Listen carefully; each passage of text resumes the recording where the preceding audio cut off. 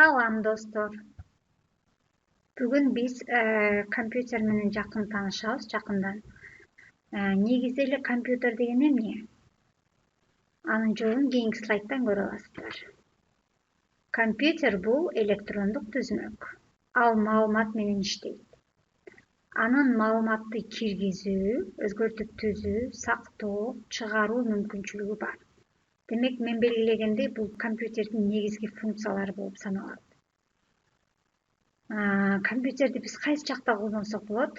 Документтерди жазганда колдонсок болот, электрондук кат жиберсек болот, оюн ойносок болот, интернет аркылуу маалымат издесек болот, презентация жасасак болот, андан башка көп видео, фото көрсөк болот, видео жасасак болот, анимация кылсак болот. Негизи санасаң, аябай сан жеткис көп иштерди кылсак болот компьютер менен. Компьютер деген сөз англис тилиндеги to compute, computer деген сөздөрүнөн келип чыккан. Которгондо эсептөө, эсептегич дегенди түшүндүрөт. Компьютер кандай иштейт? Бизден алган маалыматтарды ичинде кандайдыр бир логикалык эсептөөлөр менен эсептеп, аны менен иштеп, анан бизге бир жыйынтык чыгарып берет. Ошол үчүн биз компьютер дегенде эсептөө деген маанини билсек болот. Эң жөнөкөй компьютердин түзүлүшү кандай болот жана курамы эмнеден турат? Биринчиси системалык биримдик.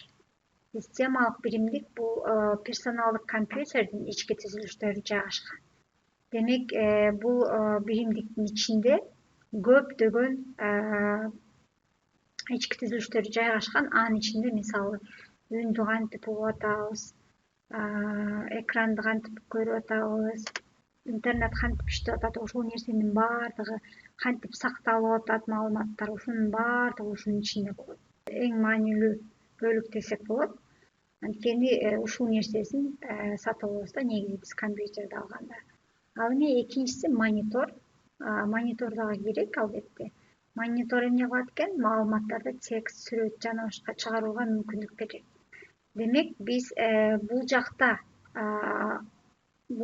турган нерселерди көрүш үчүн мониторду колдонот экенбиз.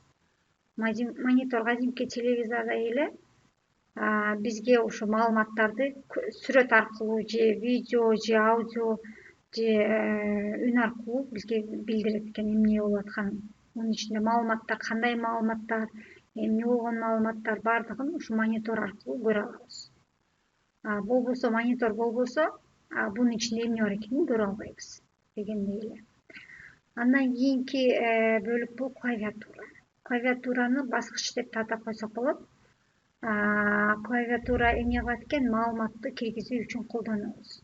Кантип киргизебиз маалыматты? Мисалы, бул жерде тамгалар жайгашкан, бул жакта сандар жайгашкан.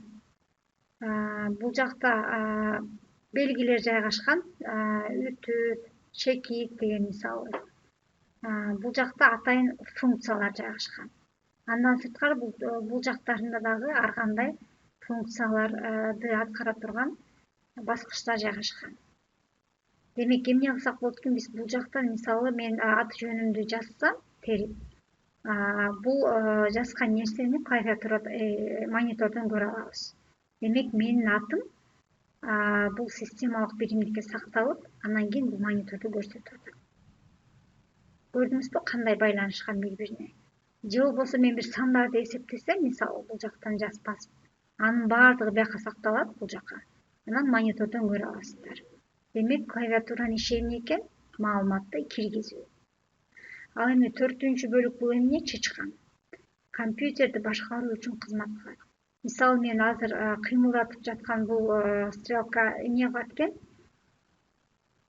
Бул жерден мен кааласам бул слайдты жабып койсом болот, же ачып койсом болот.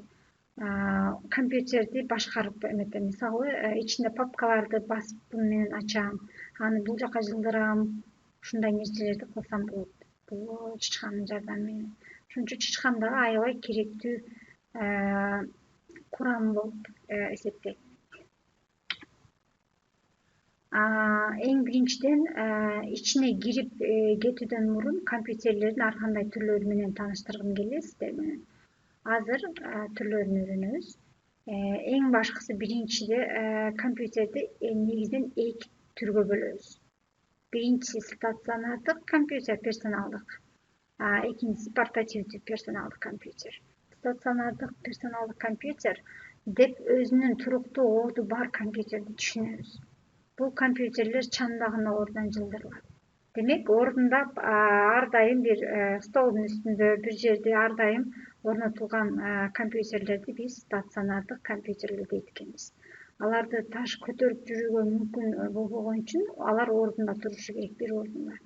Оор болгондугу үчүн, көлөмү үчүн, көтөрүп жүрө албагандыгыбыз үчүн ал стационардык компьютер деп атайбыз. Ал эми экинчиси портативдүү персоналдык компьютер, бул алып жүрүүгө мүмкүн болгон компьютер. Демек биз колубузда көтөрүп жүрсөк болот экен. Өлчөм боюнча анча чоң эмес, жеңил жана көп убакытка сырткы ток булагына кошуу муктаждыгы болбогон компьютерлер. Демек, токко сайып батарейкасын толтуруп коюп, колубузда кармап ишибизди кылып жүрө берсек болот экен.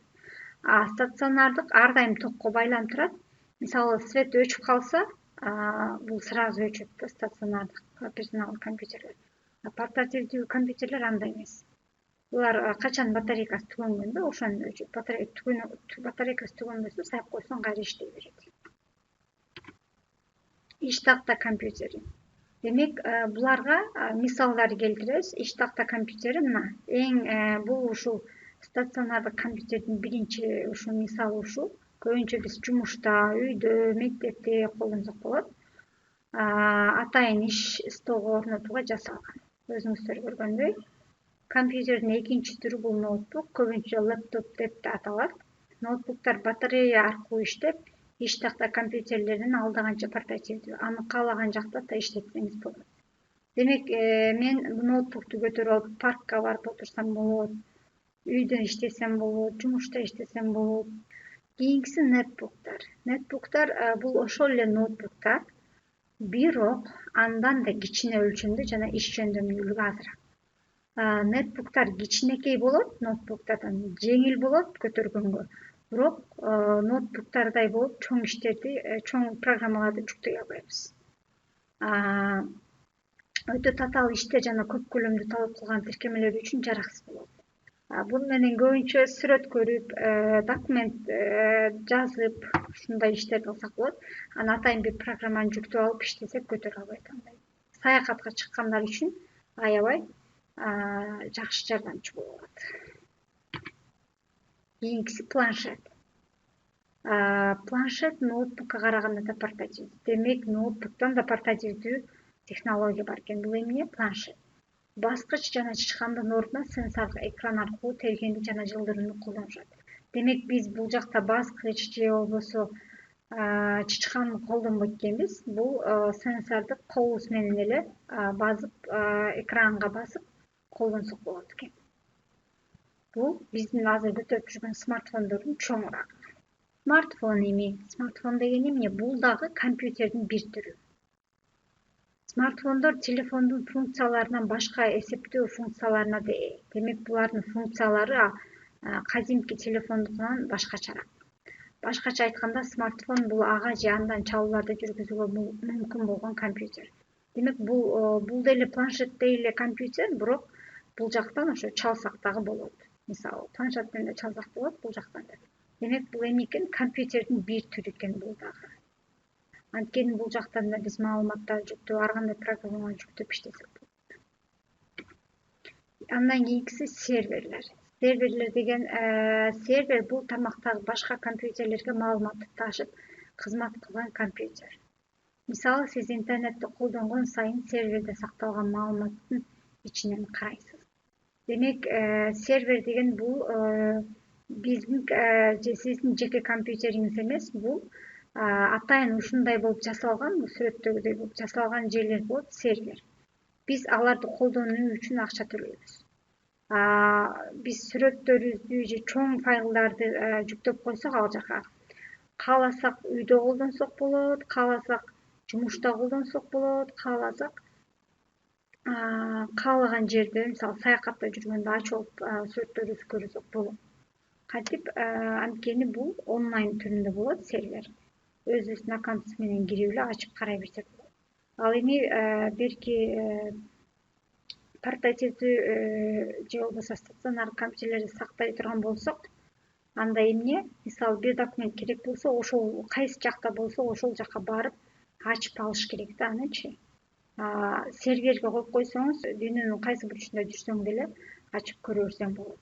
Бул жерде ушу компьютер, бир эле компьютердин ар кимиси бирден компьютер болуп саналат. Анан кийин компьютерлер экиге бөлөбүз. Компьютерлердин бөлүктөрүн. Биринчиси техникалык жабдуу, экинчиси программалык камсыздоо. Техникалык жабдуу бул компьютердин физикалык түзүлүшү. Мисалы, баскыч же компьютер чычканы. Демек биз колубуз менен кармай алган компьютердеги колубуз менен кармай алган баардык бөлүктөрдүн баардыгы техникалык жабдуу болуп саналат. Эмнени кармай алсак, мисалы сиз көргөндөй бул жакта кабелдер бар, принтер, диск салгыч, флеш диск мисалы. Бунун баардыгын биз кармай алабыз да колубуз менен. Демек бунун баардыгы техникалык жабдуу болуп саналат.